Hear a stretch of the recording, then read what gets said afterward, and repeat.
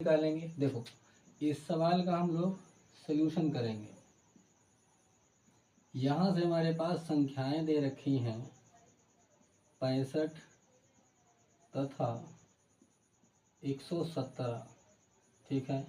इसके साथ साथ इन दोनों का HCF जो दे रखा है मासा, वो दे रखा है 65m माइनस 117।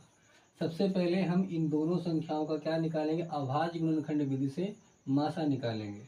तो हम 65 के अभाज्य टुकड़े करें, कैसे टूटेगा, देखो 5 गुणा 13, क्योंकि 13 पचे 65 होता है। अब ये अभाज्य टुकड़े हैं क्योंकि एक दूसरे को डिवाइड नहीं करेंगे। इसी तरीके से हमारे पास 117 हो जाएगा 9 गुणा 13, 13 ने में 117 होता है। या इसे ऐसे लिखेंगे, 9 को लिखेंगे आप 3 की घात 2 और गुणे में कितना आ जाएगा 13।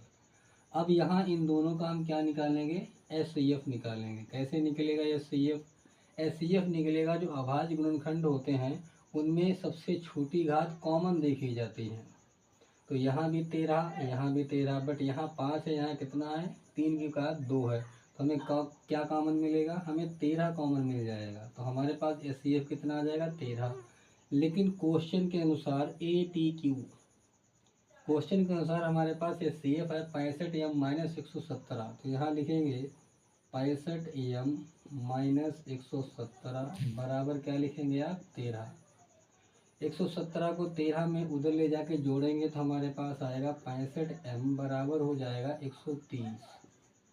65 से भाग करेंगे, 65 दूना कितना हो जाएगा 2। तो m का मान हमारे पास कितना आ गया दोस्तों 2।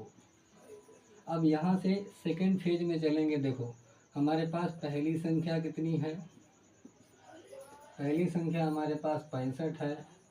दूसरी संख्या हमारे पास कितनी है दोस्तों, वो हमारे पास दे रखी 117।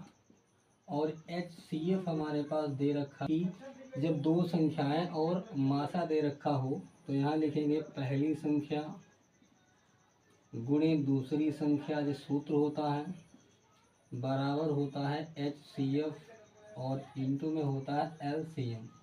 अगर हमें LCM निकालना है तो दोनों संख्याओं का गुणनफल क्या होगा हमारे पास 65 और गुणे में कितना 117।